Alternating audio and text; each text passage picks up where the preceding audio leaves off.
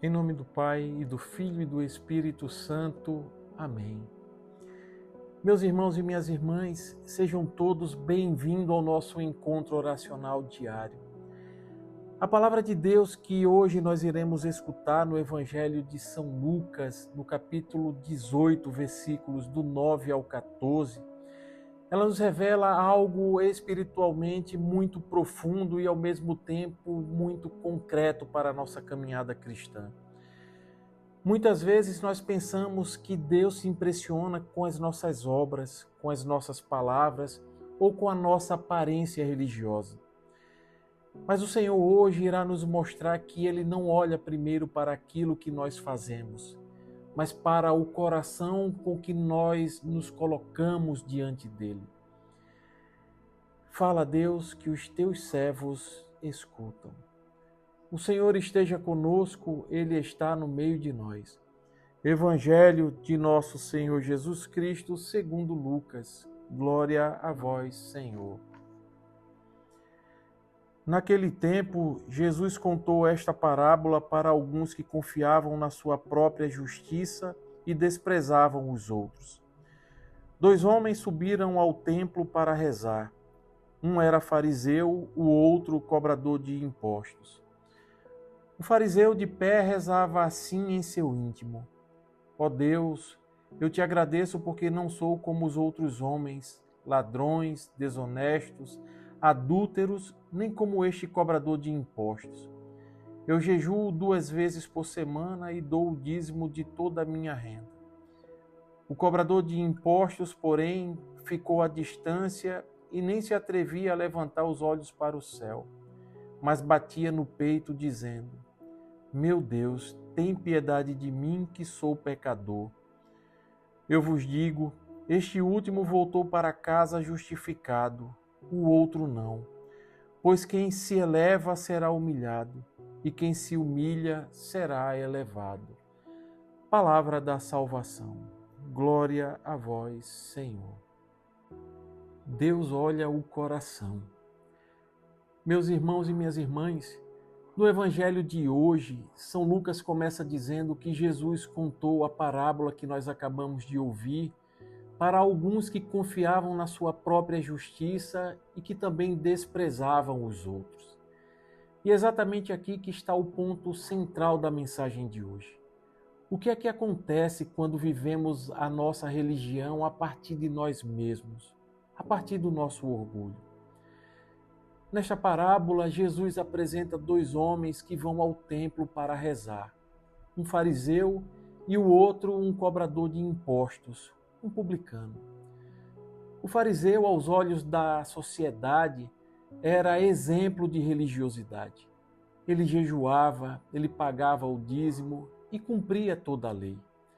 Jesus diz que o fariseu de pé rezava em seu íntimo, ou seja, para si mesmo, e dizia: Ó Deus, eu te agradeço porque não sou como os outros homens.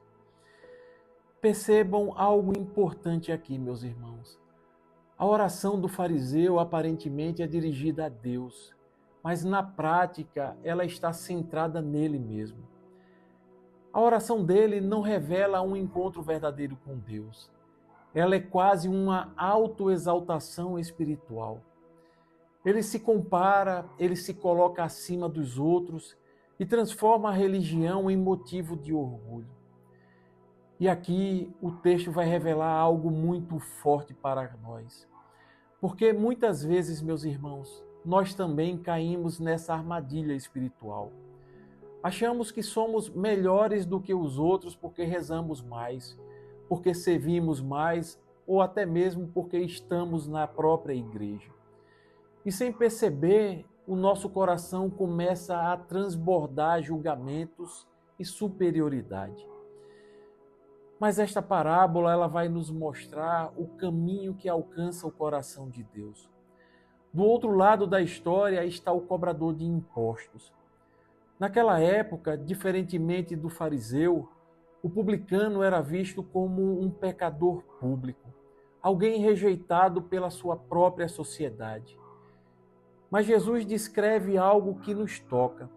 Aquele cobrador de impostos, ao contrário do fariseu, ele fica à distância.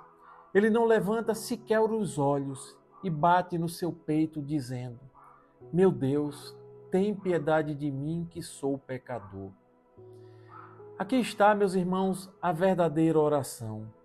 Não uma oração perfeita, não uma oração longa demais, mas uma oração sincera.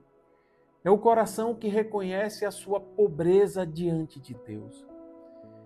E então Jesus vai afirmar que o cobrador de impostos voltou para sua casa justificado, enquanto o fariseu não foi justificado.